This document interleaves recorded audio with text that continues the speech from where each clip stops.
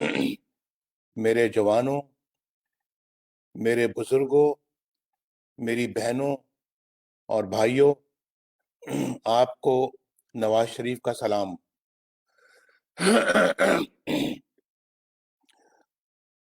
آج یہ اتنا بڑا جلسہ دیکھ کر میرا یقین اور بھی پختہ ہو گیا ہے کہ انشاءاللہ اب ووٹ کی عزت کو کوئی پامال نہیں کر سکے گا۔ پامال کرنا تو دور کی بات ہے، انشاءاللہ اب ووٹ کی عزت کی طرف کوئی میلی آنکھ سے بھی دیکھ نہیں سکے گا۔ جو جذبہ مجھے گجرانوالہ میں نظر آیا، وہی جذبہ میں نے کراچی میں دیکھا، اور الحمدللہ آج وہی جذبہ اور جوش و خروش میں کوئٹہ میں بھی دیکھ رہا ہوں۔ بھائی اور بہنوں، وقت آ گیا ہے۔ معاف کیجیے، میرا گلا مسلسل خراب ہے کچھ دنوں سے۔ وقت آ گیا ہے بھائی اور بہنوں کہ ہم اپنی تقدیر بدلنے کے لیے اب اٹھ کھڑے ہوں۔ اللہ تعالیٰ بھی انہی کی مدد کرتا ہے جو اپنی مدد آپ کرتے ہیں۔ اللہ کا شکر ہے کہ پاکستان کے ہر گوشے کے عوام اپنی قسمت بدلنے کے لیے ایک ہی قافلے کا حصہ بن گئے ہیں۔ آج مجھے اپنے دوست حاصل خان بزنجو کی بڑی شدت سے یاد آ رہی ہے۔ وہ اپنے والد مرحوم کی طرح جمہوریت کے سچے اور کھرے علم بردار تھے۔ ان کی موت میرا ذاتی نقصان تو ہے ہی، لیکن یہ ملک و قوم کا بھی بڑا نقصان ہے۔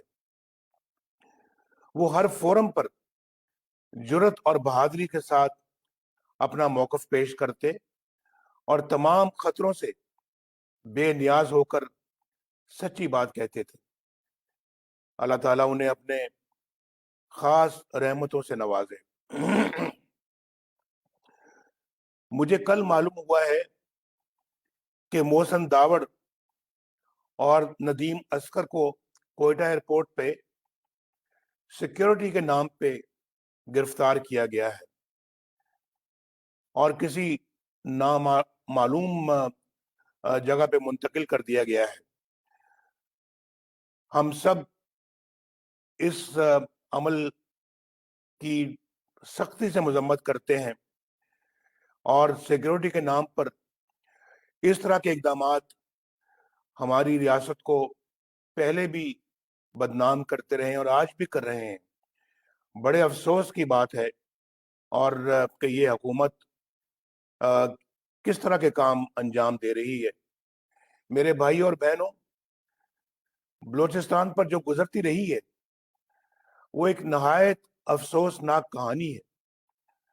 مری، بگٹی، بزنجو اور دیگر قبائل کے ساتھ جو سلوک کیا جاتا رہا، بلکہ جو اب تک ہو رہا ہے، وہ ہم سب کے لیے انتہائی دکھ اور رنج کا باعث ہے۔ غداری کا لیبل ہر اس شخص کے ماتھے پر چسپاں کر دیا گیا جس نے سر اٹھا کر بات کرنے کی کوشش کی، جس نے ظلم و ستم کے خلاف احتجاج کیا، اور جس نے آزاد قوم کا آزاد شہری ہونے کا حوصلہ کیا۔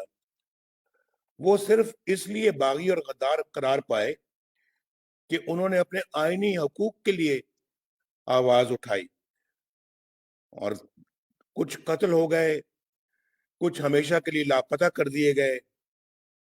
ان کی قبروں تک کا کوئی نام و نشان نہیں ہے۔ گم شدہ افراد کا مسئلہ آج بھی ہے۔ ہمارے ہم وطن آج بھی اٹھائے جا رہے ہیں۔ کچھ پتہ نہیں انہیں آسمان کھا گیا یا زمین نکل گئی۔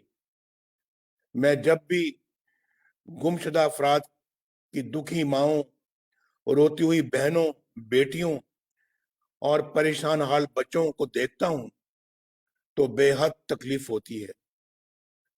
کب تک یہ سب کچھ جاری رہے گا؟ کب تک ہماری ریاستی طاقت خود اپنوں کے خلاف استعمال ہوتی رہے گی؟ کب تک ہم پاکستان کے محب وطن شہریوں پر بغاوت اور غداری کے الزامات لگاتے رہیں گے؟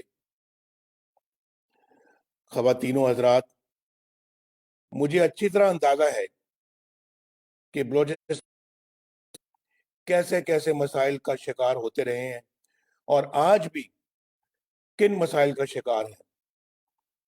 پاکستان کے سب سے بڑے صوبے کے لوگوں کی زندگی کس طرح گزر رہی ہے، ان کو کون سی مشکلات کا سامنا ہے، نواز شریف اچھی طرح جانتا ہے۔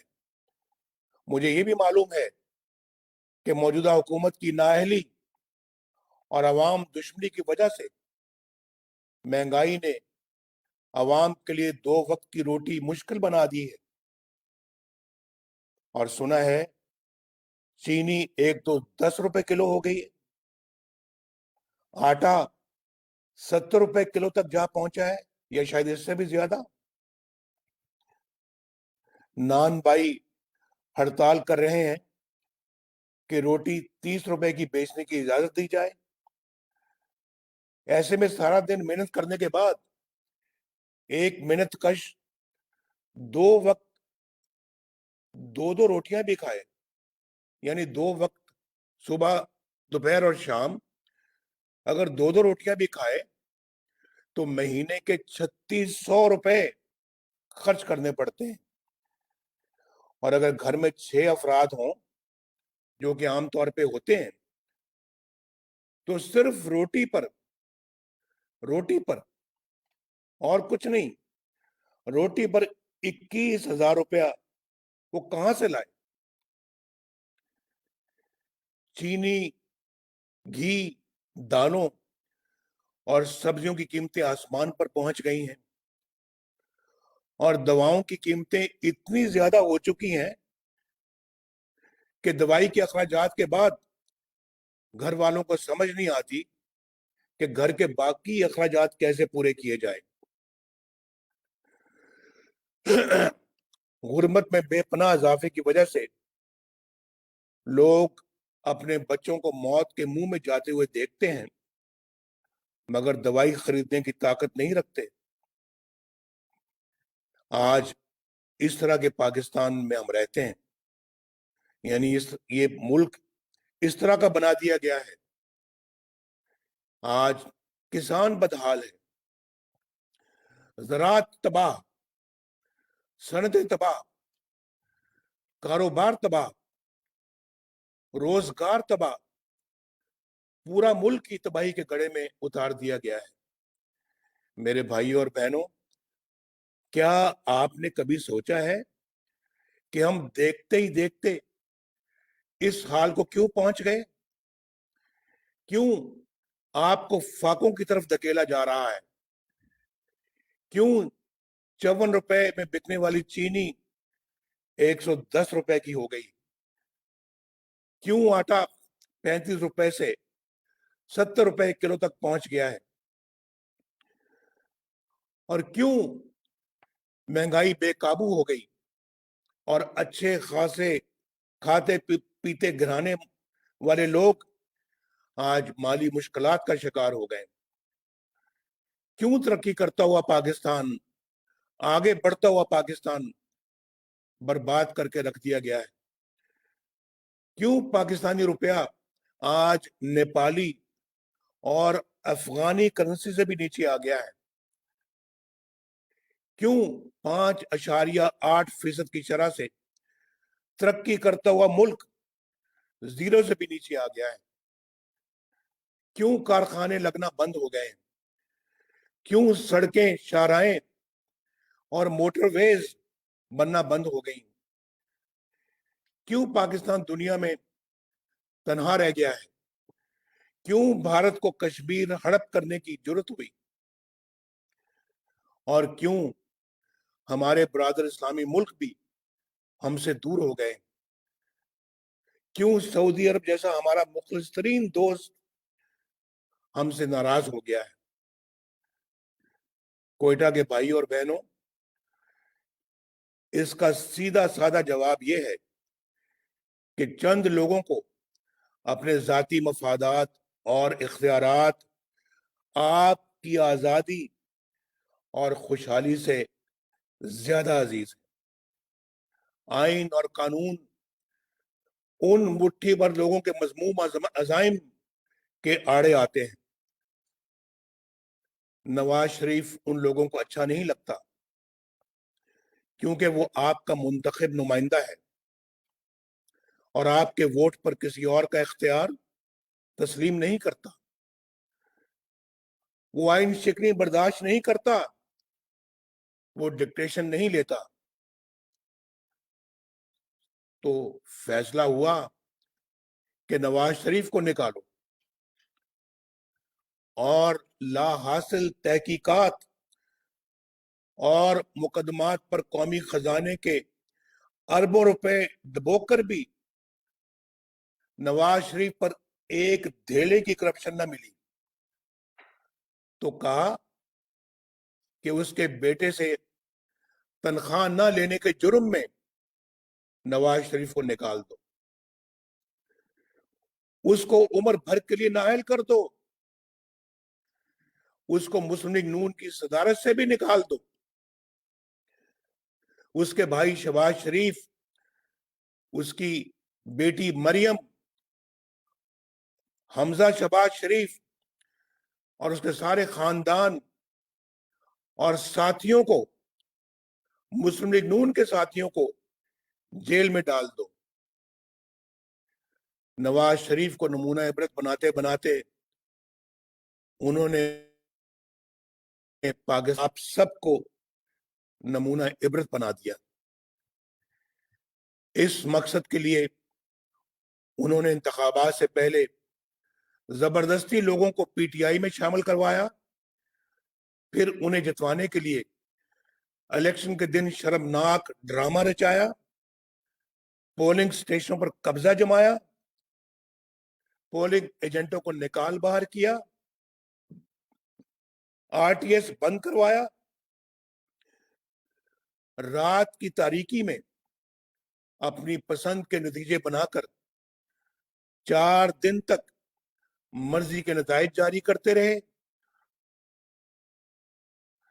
और तारीख की सबसे बदतरीन धांधली करके उन्होंने एक नाअहल और नालायक तरीन शख्स को वजीर आजम की कुर्सी पर बैठा दिया, ताकि वो उनसे जराइम पर कोई सवाल न उठाए, बल्कि उनके इशारों पर करतब दिखाता रहे।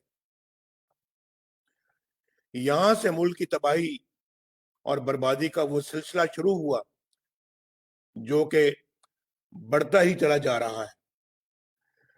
उन चंद लोगों के जाती मफादात की कीमत आपको और आपके बच्चों को इन हालात, इस भूख और इफलास से चुकानी पड़ रही है।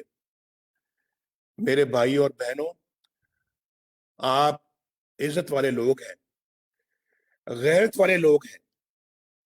बलोच और पख्तूनख्वा अपनी शानदार रवायात रखता है, लेकिन आपने देखा कि कराची के अजीम शान जलसे से घबराकर इन लोगों ने मुंह अंधेरे कराची के एक होटल के उस कमरे का दरवाजा तोड़ा और अंदर दाखिल हो गए जिसमें मरियम नवाज शरीफ और कैप्टन सफदर ठहरे हुए थे। क्या अब ये लोग इस पस्ती में गिर गए हैं कि ना कोई अखलाक बाकी रहा और ना कोई तहजीब और ना रवायात और ना कदरें? ये कोई मामूली वाकया नहीं है। मुझे हैरत है उन लोगों पर जो आला अखलाकी इक़दार की बातें करते हैं, माओं बहनों और बेटियों की इज्जत की बात करते हैं, लेकिन अब भी इस हुकूमत का हिस्सा है जिसने ये स्याह तरीन वारदात की है। कराची के इस वाक़े ने मेरी बात को अमली तौर पर साबित कर दिया है कि यहाँ रियासत के ऊपर एक और रियासत मुसल्लत हो चुकी है। इस गैर आईनी, गैर कानूनी जबर की रियासत की अंधी ताकत ने रियासत को अपने शिकंजे में जकड़ रखा है। जब तक कि ये गैर कानूनी शिकंजा रहेगा, मेरे भाइयों बहनों, آپ کے حالات بہتر نہیں ہوں گے، نہیں ہو سکتے۔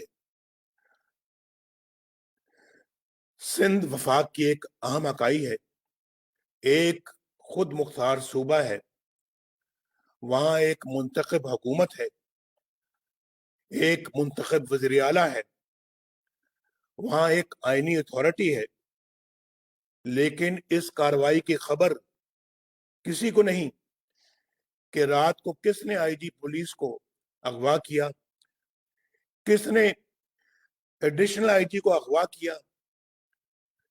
پولیس کے سربراہ اور اعلیٰ افسروں کو اٹھا کر لے جانے کی اتھارٹی کس کے پاس تھی؟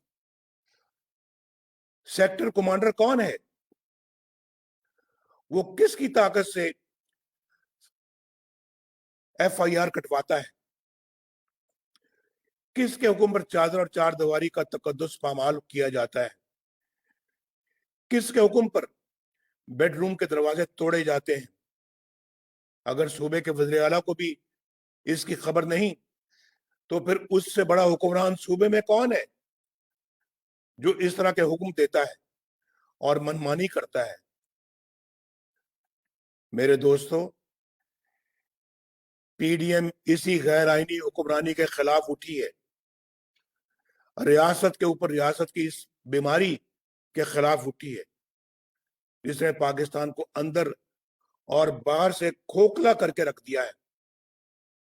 یہ تحریک کسی ادارے کے خلاف نہیں بلکہ پاک فوج کے مقدس ادارے کی طاقت کو اپنے مفادات کے لیے استعمال کرنے والے کرداروں کے خلاف ہے۔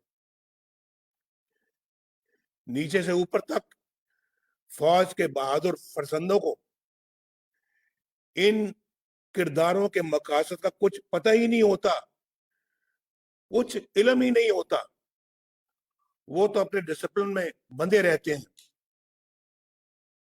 وہ تو ملک و قوم کی حفاظت کی لگن میں دن رات ایک کرتے ہیں، لیکن ان سے معصومیت میں، انجانے میں ایسے کام لیے جاتے ہیں جس کا نتیجہ قوم کو بڑے نقصانات کی شکل میں بھگتنا پڑتا ہے۔ طریقہ واردات یہ ہے کہ چند لوگ اپنے گھناؤنے مقاصد پورے کرنے کے لیے قانون توڑتے ہیں، آئین توڑتے ہیں، ملک اور قوم کو نقصان پہنچاتے ہیں، لیکن خود کو بچانے کے لیے نام فوج کا استعمال کرتے ہیں، جبکہ حقیقت میں فوج کا اس سے دور دور کا واسطہ نہیں ہوتا۔ اس کے باوجود بدنامی کس کی ہوتی ہے؟ ادارے کی ہوتی ہے۔ اس لیے میں نام لے کر ایسے کرداروں کو بے نقاب کرتا ہوں تاکہ ان کی سیاہ کاریوں کا دھبا میرے ملک کے اداروں پر نہ لگے، میری فوج کی وردی پر نہ لگے۔ ہماری تاریخ کے بہت سے المیوں میں چند کردار ہی تھے جو اپنے مقاصد اور ذاتی مفاد کے لیے فوج کی بدنامی کا باعث بنے۔ کارگل میں ہمارے سینکڑوں جاں بازوں کو شہید کروانے اور دنیا بھر میں پاکستان کو رسوا کرنے کا فیصلہ فوج کا نہیں تھا، چند مفاد پرست جرنیلوں کا تھا۔ ان لوگوں نے صرف فوج کے ادارے کو نہیں بلکہ ملک و قوم کو ایک ایسی جگہ جنگ میں جھونک دیا کوئی فائدہ حاصل ہو ہی نہیں سکتا تھا۔ وہ لمحہ میرے لیے انتہائی تکلیف دہ تھا جب مجھے یہ پتا چلا کہ ہمارے بہادر سپاہی یہ دہائی دیتے رہے کہ ان دور افتادہ چوٹیوں پر خوراک نہیں لیکن اسلحہ تو بھجوائیں۔ وہ فوجی جنہیں اس جنگ کے پیچھے اصل عزائم کا پتہ ہی نہیں تھا، جنہیں ملک و قوم کی سربلندی کے نام پر محاذ پر بھیجا گیا تھا، جانوں کے نذرانے دیتے رہے، لیکن ملک و قوم کو کیا حاصل ہوا؟ کارگل آپریشن کے پیچھے وہی کردار تھے جنہوں نے اپنے ان گھناؤنے جرائم پر پردہ ڈالنے اور سزاؤں سے بچنے کے لیے 12 اکتوبر 1999 کو بغاوت کی اور مارشل لاء نافذ کیا۔ یہ پرویز مشرف اور اس کے چند ساتھی تھے جنہوں نے فوج کے ادارے کو اپنے مذموم مقاصد کے لیے استعمال کیا بلکہ بدنام کیا۔ ہاں، میں ان لوگوں کو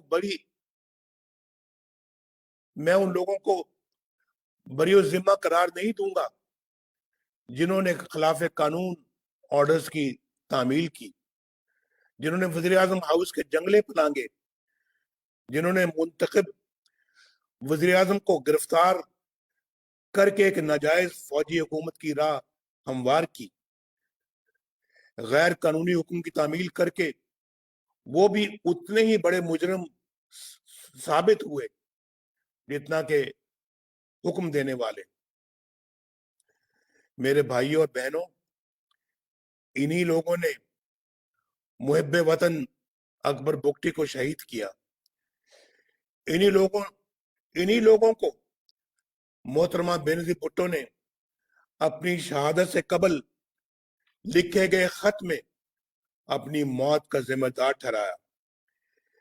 انہی لوگوں نے بلوچستان اور سندھ میں ہمارے فضائی اڈے غیروں کے ہاتھوں میں گروی رکھے۔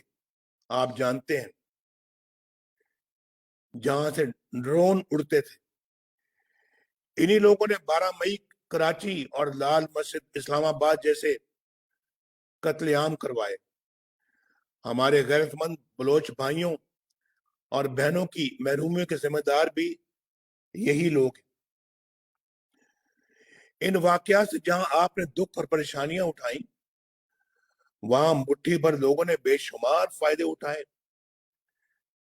پرویز مشرف کے ذاتی اکاؤنٹوں میں اربوں روپیہ کیش پڑا ہوا ہے، اس کے ثبوت بھی موجود ہیں، لیکن نیب یا عمران خان کسی میں جرات نہیں کہ کوئی کارروائی عمل میں لائی جا سکے۔ اسی طرح ہماری منتخب حکومت کے خلاف سازشوں کا جال بننے کے لیے دھرنے کروائے، انتخابات میں دھاندلی کروائی اور ایک نااہل شخص کو ملک پر مسلط کرنے کا فیصلہ بھی فوج کے ادارے کا نہیں تھا۔ یہ فیصلہ فوج کا نہیں تھا بلکہ چند کرداروں کا تھا۔ اس لیے تو میں ان کرداروں کا نام لیتا ہوں تاکہ تباہی و بربادی کے الزام کے چھینٹے میری فوج کے جوانوں اور افسروں کی وردی پر نہ پڑے۔ آج تمام سوالوں کے جواب فوج کو نہیں، جنرل قمر جاوید باجوہ کو دینے ہیں، جنرل فیض حمید کو دینے ہیں۔ جنرل باجوہ صاحب، آپ کو 2018 الیکشن میں پاکستان کی تاریخ کی سب سے بڑی دھاندلی اور عوام کے مینڈیٹ کی چوری کا حساب دینا ہے۔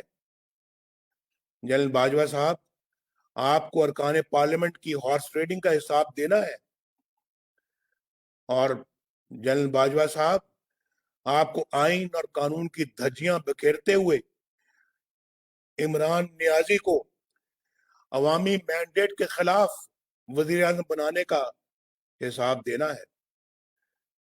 آپ کو اس حکومت کی تمام ناکامیوں کا حساب دینا ہے، اور آپ کو اس قوم کو مہنگائی، غربت اور فاقہ کشی کی طرف دھکیلنے کا بھی حساب دینا ہے۔ جنرل فیض صاحب، آپ کو جواب دینا ہے کہ آپ نے کیوں ایک حاضر سروس جج کے گھر جا کر ان پر آئین اور قانون کے خلاف فیصلہ کرنے کے لیے دباؤ ڈالا؟ کیوں آپ نے انہیں وقت سے پہلے ہی اسلام آباد ہائی کورٹ کا چیف جسٹس بنوا دینے کی پیشکش کی؟ کیوں آپ نے نواز شریف اور اس کی بیٹی مریم نواز کو الیکشن ہو جانے تک جیل میں رکھنے کی درخواست کی؟ وہ کون سی 2 سال کی آپ کی محنت تھی جو نواز شریف کو رہا کرنے کی صورت میں ضائع ہو جانے کا اندیشہ تھا؟ بتائیے، آپ نے کہا تھا کہ ہماری 2 سال کی محنت ضائع ہو جائے گی اگر آپ نے نواز شریف کو اور مریم نواز کو رہا کیا۔ آپ نے تو آئین کی پاسداری کرنے کا حلف اٹھایا تھا، کیوں آپ نے اپنے حلف کی خلاف ورزی کی؟ کیوں ڈیفائی کیا آپ نے اپنے حلف کو؟ آپ نے تو سیاست میں دخل نہ دینے کا حلف اٹھایا تھا، کیوں آپ نے اپنے حلف کی خلاف ورزی کی؟ کیا فیض آباد دھرنا کیس آپ کے خلاف چارج شیٹ نہیں؟ کیا سپریم کورٹ نے آپ کے خلاف کارروائی کا حکم نہیں دیا؟ اس کے باوجود آپ کی نہ صرف بطور لیفٹیننٹ جنرل ترقی ہوئی، بلکہ آپ کو آئی ایس آئی کے سربراہ کا عظیم الشان منصب بھی عطا ہوا، جبکہ جسٹس قاضی فائز عیسیٰ کے خلاف ایک ریفرنس دائر ہوا تاکہ وہ آپ کی نظر ثانی کی درخواست سن نہ سکے۔ واہ واہ، کیا کیا آپ نے! جنرل فیض، یہ آپ کے حلف توڑنے کی صرف ایک مثال ہے، ایک۔ آپ پچھلے کئی سالوں سے بے دھڑک سیاست میں مداخلت کیے چلے جا رہے ہیں۔ آپ نے اپنے حلف کے ساتھ بے وفائی کی ہے۔ اگر یہی وقت آپ نے پیشہ ورانہ دفاعی امور پر صرف کیا ہوتا تو ہمارے کشمیری بہن بھائی کبھی ان مصائب سے دوچار نہ ہوتے جن سے وہ آج دوچار ہیں۔ عمران خان صاحب، آپ تو سیاست کے میدان میں نابالغ ہو۔ بار بار کہتا ہوں میں کہ ہمارا آپ کے ساتھ مقابلہ ہے ہی نہیں۔ ہمارا مقابلہ والوں کے ساتھ ہے، آپ کے ساتھ نہیں ہے۔ ہمارا مقابلہ ریاست چلانے والوں کے ساتھ ہے۔ لیکن یہ مت سوچنا کہ تم بچ جاؤ گے۔ ثاقب نثار کا این آر او نہ تمہیں بچا سکے گا اور نہ علیمہ خان کو۔ تم جس کے پیچھے چاہے چھپو، فورن فنڈنگ کیس میں تمہاری بدعنوانی نہ صرف کھل کے رہے گی بلکہ تمہیں جیل بھیجے گی۔ تمہیں چینی، آٹے اور ادویات کی قیمتوں میں اضافے سے عوام کو پہنچنے والے نقصان کے ایک ایک روپے کا حساب دینا ہوگا۔ تمہیں زمان پارک میں کروڑوں روپے کی نئی تعمیر کی لاگت کا حساب دینا ہوگا۔ تمہیں بنی گالا کی منی ٹریل دینی ہوگی۔ دوسروں پر کیچڑ اچھالنا تمہیں احتساب سے نہیں بچا سکے گا عمران خان۔ یہ ٹی وی پر بڑکے مارنا اور دھمکیاں دینا تمہیں نہیں بچا سکے گا۔ تم اور تمہارے ہر کرپٹ ساتھی کو حساب دینا پڑے گا۔ بلوچستان کے بہنوں اور بھائیوں، میں آج 3 پیغامات دینا چاہوں گا۔ پہلا، فوج کے جوانوں اور افسروں کے نام۔ یہ آپ کا اپنا ملک ہے میرے فوجی بھائیوں، جس کے لیے آپ جان دینے سے بھی دریغ نہیں کرتے۔ آپ نے جہاں اس کی حفاظت کا حلف اٹھایا ہے، وہاں اتنا ہی اہم اس کے آئین کی تابعداری کا حلف ہے۔ جہاں آئین شکنی اور قانون شکنی شروع ہو جاتی ہے، وہاں ظلم کا دور شروع ہو جاتا ہے۔ جب آپ کسی فرد واحد یا مفاد پرست ٹولے کے لیے آئین توڑنے کے مرتکب ہوتے ہیں، وہاں آپ خود اپنی قوم کو، اپنے ملک اور اپنے لوگوں کو آئین شکنوں کے رحم و کرم پر چھوڑ رہے ہوتے ہیں۔ اپنے حلف کی پاسداری کیجیے، خود کو متنازع ہونے سے بچائیے۔ دوسرا میرا پیغام میرے پاکستان کے سول سروس کے نام ہے. زمانہ بدل رہا ہے. کسی کے لیے قانون یا آئین توڑ کر بچ نکلنا مشکل سے مشکل تر ہوتا چلا جا رہا ہے.